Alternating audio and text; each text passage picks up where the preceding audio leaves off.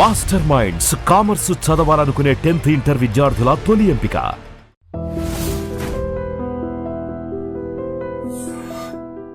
ఇంకొకటి చరిత్రలో లిఖించబడిన ఒక గొప్ప అధ్యాయం ఏంటంటే, రామారావు గారు అంటే నిజాలు తెలియదండి, నేను విన్న వార్తల ద్వారానే అడుగుతున్నాను.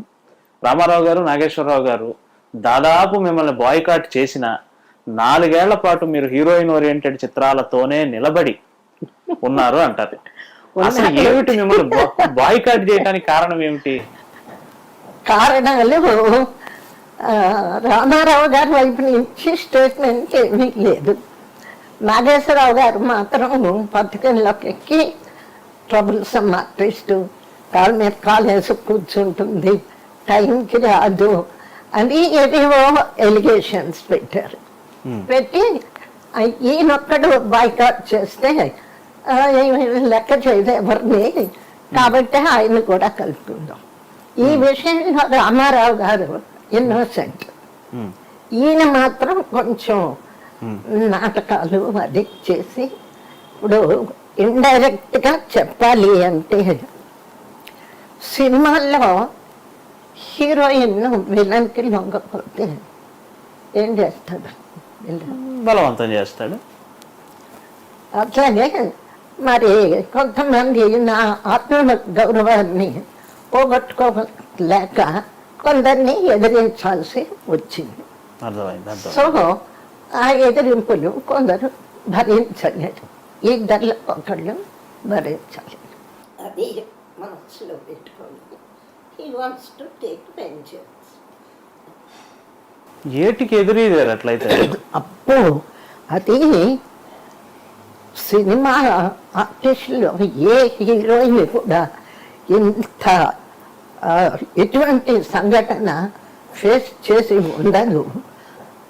ఒకవేళ చేసినా రాజీకి వెళ్ళిపోయి ఉంటారు. నేను మాత్రం రాజీకి వెళ్ళలేదు, అది కాళ్ళు పట్టుకోలేదు. అడిగారా అలా కాళ్ళు పట్టుకోవాలని? అట్లా ఏమన్నా క్షమాపణ అడిగారు. ఓకే. గుండమ్మ కథ టైంలో అప్పటికే మీరు అన్నట్లు 3 years నుంచి బాయ్కాట్. వాళ్ళు బాయ్కాట్ అంటే నేను బాయ్కాట్. ఓకే, మీ పిక్చర్లు మీవి, నా పిక్చర్లు నావి. నేను సంవత్సరానికి 6 చేస్తా, నా 6 నాకు ఉన్నాయి. సో అందులో అప్పుడే నేను హరనాథ్, రమణమూర్తి, కృష్ణ వీళ్ళందరితో యాక్ట్ చేశా. All are heroine oriented films. మీరన్నా అన్ని హిట్ అయ్యాయి. అన్నీ హిట్ అయింది. అక్కడ ఏమైంది, ఇద్దరు హీరోలు లేకపోయినా కూడా జమున పిక్చర్లు హిట్ అయినాయి అని డిస్ట్రిబ్యూటర్ ఒక లెవెల్లో జముననే మాకు హీరోయిన్, ఆవిడంటే డిస్ట్రిబ్యూషన్. ఆ లెవెల్లోకి వెళ్ళిపోయాను ఆ 3 ఏళ్ళు. అప్పుడు గుండమ్మ కథకి రాజీ చేయాలని చక్రపాణి గారు, కేవీ రెడ్డి గారు ట్రై చేశారు. కేవీ రెడ్డి గారు మొట్టమొదట పిలిచారు. నాన్నగారు నేను వెళ్ళి కూర్చొని, చక్రపాణి గారు ఏంటి శ్రీనివాసరావు ఏంటి కద్దాళ్ళతో ఎందుకు వచ్చిన గొడవలు, ఆ పిక్చర్లన్నీ పాడైపోతున్నాయి అంటే జమున వేయాల్సిన హీరోయిన్ పాత్ర ఇంకొకళ్ళు వేస్తే ఆ పిక్చర్ ఆడేది కాదు. అది 100 రోజులు ఆడాల్సిన పిక్చర్లు 50 రోజులు ఆడే. అట్లా కొంచెం ఇండస్ట్రీలో ల్యాక్ ఆఫ్ కాంబినేషన్ కొన్ని పిక్చర్లు దెబ్బతిన్నాయి. అది దృష్టిలో పెట్టుకొని కేవీ గారు, చక్రపాణి గారు రాజీ ప్రయత్నం చేశారు. అప్పుడు వాళ్ళు ఏం చేశారు అంటే, వాళ్ళొక రూము, నాన్నగారు నేను ఒక రూమ్లో కూర్చోబెట్టారు. కేవీ రెడ్డి గారు ఏంటన్నా ఇదేం బాగలేదు, పెద్దవాళ్ళు మేము మాట్లాడతాము అని చెప్పి లోపలికి వెళ్ళి వాళ్ళతో మాట్లాడి వచ్చారు. బయటకు వచ్చి అప్పుడు ఏం చెప్పారు అంటే, పోన్లేమ్మా వాళ్ళు పెద్దవాళ్ళు కదా, వయసులో కంటే పెద్దవాళ్ళు, నువ్వు ఒక క్షమాపణ పత్రం, నేను ఇంక మీదట ఇలా ప్రవర్తించను అని ఒక క్షమాపణ పత్రం ఇస్తే వాళ్ళిద్దరూ యాక్ట్ చేస్తారు. ఏమిటా ప్రవర్తన? కాళ్ళ మీద కాళ్ళు వేసుకొని కూర్చోకూడదు ఇటువంటివా? ఏమిటో ప్రవర్తన వాళ్ళకే తెలియాలి అని చెప్పి అది కేవీ రెడ్డి గారికి వచ్చి చెప్పారు. పోన్లేమ్మా ఇచ్చేరాదా వాళ్ళ ఆత్మ సంతృప్తి పడుతుంది. సార్ వాళ్ళకైనా ఆత్మ ఉంది, నాకు లేదా? ఆత్మాభిమానం నాకు లేదా? పోనీ సార్ ఇప్పుడు నేనేం తప్పు చేశాను? ఫస్ట్ వాళ్ళని ఇక్కడ పిలవండి, మా ముగ్గురిని కూర్చోబెట్టండి, పెద్దవాళ్ళు కాబట్టి మీరు చెప్పండి ఎవరిది తప్పు. నేను నిజంగా వాళ్ళ పట్ల తప్పు చేస్తే క్షమాపణ చెప్తాను. ఏమీ లేనప్పుడు నేను ఎందుకు క్షమాపణ చెప్పాలి? నా తప్పేమిటి? ముందు ఊరికే కాలు మీద కాలు వేసుకుంది ట్రబుల్సమ్ ఆర్టిస్ట్ అంటే, మరి ట్రబుల్సమ్ అయితే 3 ఏళ్ళు నా సంవత్సరానికి నా 8 పిక్చర్లు ఎట్లా యాక్ట్ చేస్తాను? ఇవన్నీ మాట్లాడి ఆఖరికి అది ఫెయిల్ అయిపోయింది. చర్చలు ఫలప్రదంగా అయ్యో పేపర్లో అంతా చర్చలు. నాగిరెడ్డి రెడ్డి గారి రాజకీయ ప్రయత్నం విఫలం అని పెద్ద తాటికాయంత అక్షరాలు ఎప్పటికీ ఉన్నాయి, ప్రెస్ కటింగ్స్. అది అదొకటి ఫెయిల్ అయిపోయింది. నేను కూర్చోబెట్టి వాళ్ళకి 4 చివాట్లు, నాకు 4 చివాట్లు పెట్టి కాఫీ ఇచ్చేయండి, కలిసి చేస్తాం. వాళ్ళు అటు వెళ్ళిపోయారు, నేను ఇటు వచ్చేసాను. ఇంకా ఆఖరికి గుండమ్మ కథ.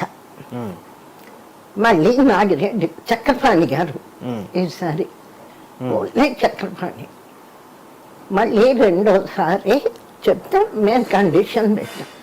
మేమేం తప్పు చేయలేదు, మా అమ్మాయి ఏం తప్పు చేయలేదు, అమ్మాయి అలవాట్లు అమ్మాయి ఒకటే. చక్కన్న గారు మీరు వాళ్ళని పిలిచి మా ముగ్గురిని కూర్చోబెట్టండి, అమ్మాయి ఏదన్నా తప్పు చేసింది ఇది అంటే క్షమాపణ మేము చెప్తాం, లేదు అంటే వాళ్ళ ఇష్టం. అంతేగాని ఈ క్షమాపణ పత్రాలు ఇవన్నీ మేము ఇవ్వము అని చెప్పాం. అప్పుడు ఇక ఆయన ఏం చేశారు, ఒకరోజు రామారావు గారు, నేను, నాన్నగారు, చక్రపాణి ముగ్గురిని కూర్చోబెట్టారు. ఏంది ఇది? ఏం బాగా ఏంటిది సినిమాలు ఇట్లాంటి సంఘటన, ఈ రాబోయే తరానికి ఇలాంటి చెడ్డ మార్గం చూపిస్తున్నారు, బాగలేదు రామారావు అని ఆయనకి. అమ్మాయి నువ్వు ఇంకా నేర్చుకోవాలి, పెద్దవాళ్ళు ఎట్లా గౌరవించాలి ఏంటి అని. మొత్తానికి వాళ్ళకి 2 నాకు 2 అక్షంతలు వేసి గుండమ్మ కథ యాక్ట్ చేయండి డేట్స్గా. అలాగే సార్. నెక్స్ట్ డే నాగేశ్వరరావు గారు, ఆయనతో ఉన్న ఇదే డైలాగు చక్రపాణి, రాజీ చేసిన చక్రపాణి. ఆయనతో ఇదే మాట అంటే ఆఖరికి నేను కొంచెం చనువుగా ఇదిగా మాట్లాడాను. నాగేశ్వరరావు గారు, మీరు నాకు యాక్టింగ్లో ఎన్నో విషయాలను నేర్పించాను. How to use tear, long షాట్లో ఏడవక్కర్లేదు, ఇట్లాంటివి ఎన్నో యాక్టింగ్ సైడ్ నేర్పినప్పుడు పర్సనల్గా కూడా ఏదైనా ఇట్లా చిన్న చిన్న విషయాలు ఉంటే, అమ్మాయి నువ్వు ఇట్లా ఉండాలి, ఇలా ఉండకూడదండి, ఎందుకు చెప్పొచ్చు కదా. అది ఆయన్ని చదువుగానే కొంచెం అంటే ఏదైనా అయిపోయిందిలే అన్నారు. మొత్తం కాఫీ తాగి గుండమ్మ కథ అన్నారు.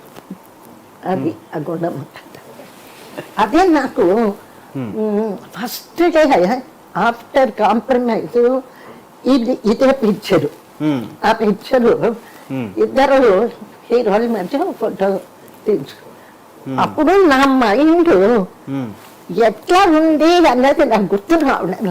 మామూలుగా క్యాజువల్గా మేము ఉన్నానా, లేకపోతే వీళ్ళిద్దరి మీద విజయం సాధించానా అన్నది నాకు గుర్తులే.